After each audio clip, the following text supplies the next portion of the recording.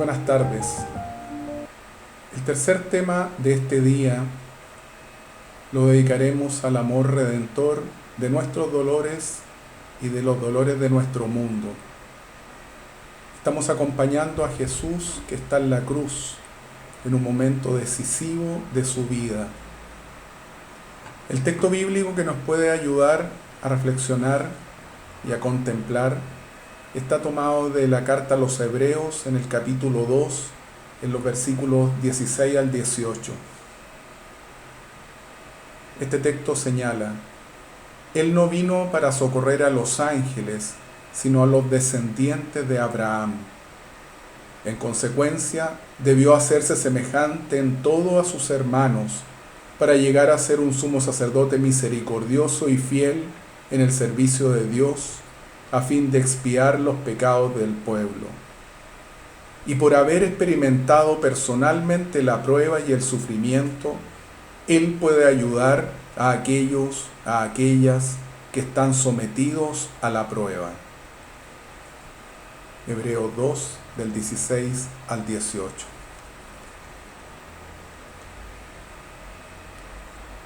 A esta misma hora estamos acompañando al Maestro que da la vida en la cruz y nos podemos preguntar: ¿por qué muere Jesús? La respuesta tradicional, la del catecismo que hemos aprendido, es que Jesús murió para salvar al mundo. A veces estas palabras no las reflexionamos suficientemente y no captamos el sentido de cada una de esas impresiones e ideas. Salvar al mundo. También en las Escrituras encontramos otro modo de interpretar la entrega de Jesús. Murió por un amor apasionado por hacer la voluntad de Dios. De hecho, en el Evangelio de Juan dice: yo vivo por el Padre, por cumplir su voluntad. Juan 6, versículo 57. Jesús tiene un amor apasionado por cada uno de nosotros. De hecho, nos llama amigos. ¿Te recuerdas cuando dice: nadie tiene más amor que aquel que da la vida por sus amigos? Una tercera manera de interpretar esta muerte, que tiene bastante de sinsentido, es comprender que se trata del resultado de un conflicto entre dos formas de religiosidad: la religiosidad farisaica, la religiosidad del legalismo, de la norma, y la de Jesús, que podemos sintetizarla en libertad y amor.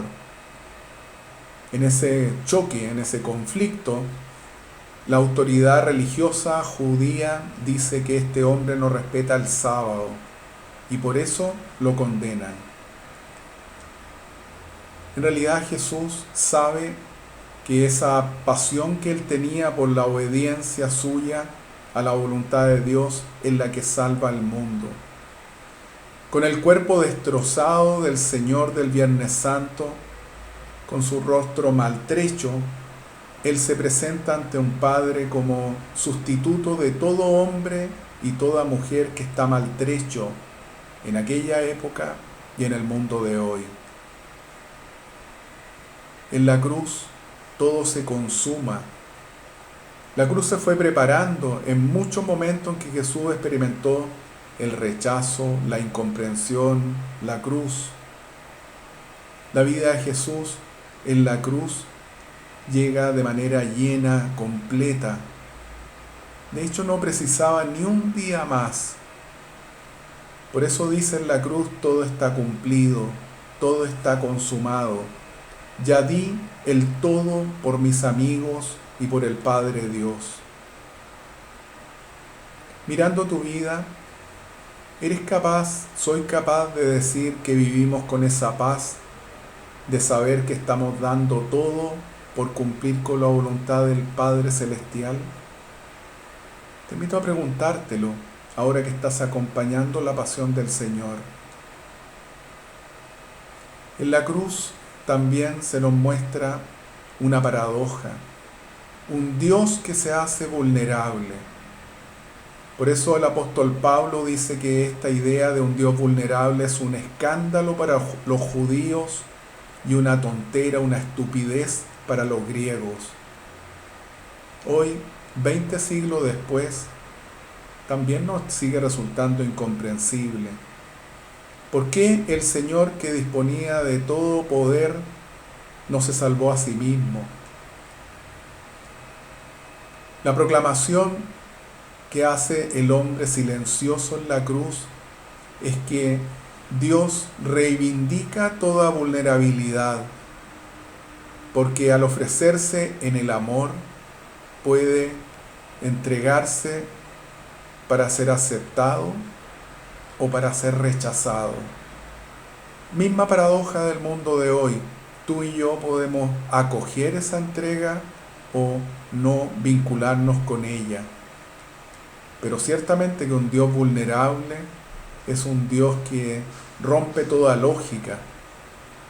Por eso había dicho Jesús que esa pasión por hacer la voluntad del Padre era coherencia con lo que escuchó en el Jordán el día de su bautismo. Tú eres mi Hijo amado, en ti me complazco. La debilidad de Dios revela también la solidaridad con el ser humano. Dios no salva al ser humano desde afuera o desde arriba, sino asumiendo plenamente todo lo propio de la humanidad.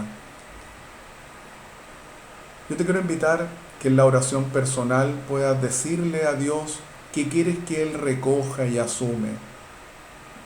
Y en concreto, tus dolores. Porque el dolor puede tener distintos rostros. Hay un dolor que dignifica, porque es consecuencia de las opciones personales que cada uno hemos tomado por la justicia, por el cuidado de otros, por la verdad. Nos duele ser rechazados, pero también tiene algo digno, que estamos siendo coherentes con nuestros propios principios. También hay un dolor arrepentido frente a nuestros propios errores, a nuestras equivocaciones. A veces parece que la vida parece no perdonar. Y lo más duro es que nosotros no nos perdonamos a nosotros mismos. Hay un dolor muy grande por la pérdida de personas que amamos o que han sido muy significativas en nuestra historia personal y familiar. Tal vez en esta época estás viviendo ese dolor y mirar a Jesús en la cruz es una invitación a dialogar sobre lo que te ocurre, lo que sientes. Hay dolores por las fisuras y ambigüedades que tenemos en nuestras vidas.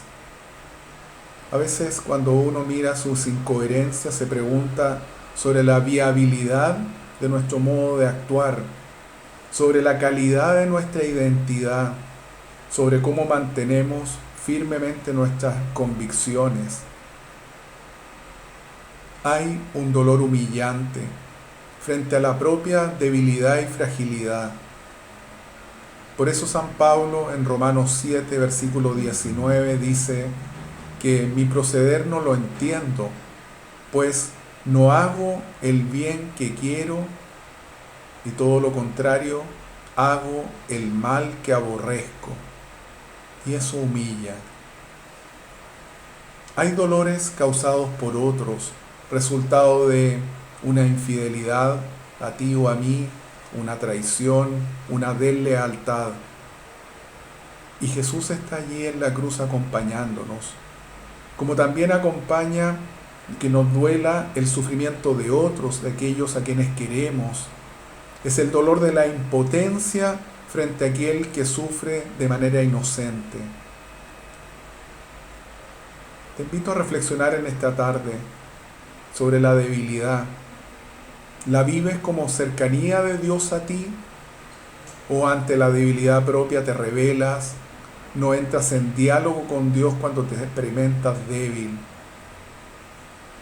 Ejemplos de debilidades propias: nuestras enfermedades actuales o pasadas, las relaciones personales que no funcionan y que uno no puede hacer que mejoren, un fracaso en la relación con un hijo, con una hija, los defectos de carácter que uno no ha logrado superar en el transcurso de los años.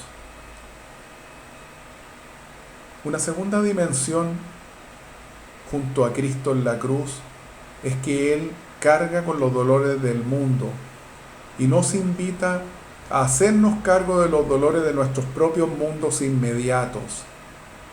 Piensa en enfermedades incurables de los que te rodean, en peleas familiares, en separaciones, en una cesantía inesperada, en personas que experimentan falta de sentido en la vida o el no poder creer o confiar en Dios. Son los dolores de los que amamos, los que nos rodean. Pero también el dolor del mundo que está más allá de mi ambiente familiar o laboral. Te invito esta tarde a encomendar a los crucificados. En este mundo hay gente que aún muere de hambre. Hay víctimas de catástrofes naturales. Hay gente que sufre producto de la corrupción, de la delincuencia, de la brecha entre ricos y pobres, de las tensiones entre países hermanos. Al mismo tiempo que estamos haciendo este Viernes Santo oración, recordemos que hay personas que están sufriendo víctimas de bombardeos en Europa. Pidamos la gracia de ser capaces de contribuir a bajar a todo hermano, a toda hermana de la cruz. Porque si tú y yo somos seguidores del Señor, somos coherentes en desear trabajar porque otros tengan vida y la tengan en abundancia, como dijo nuestro Maestro en Juan capítulo 10, versículo 10, que otros tengan vida. Dos pistas para orar en esta tarde. La primera, amar es asumir la realidad. Amar es ser capaces de hacerse cargo de la realidad en todas sus dimensiones.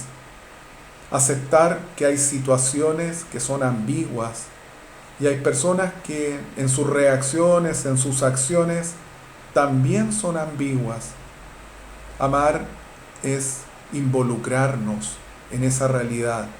Y la segunda pista es complementaria.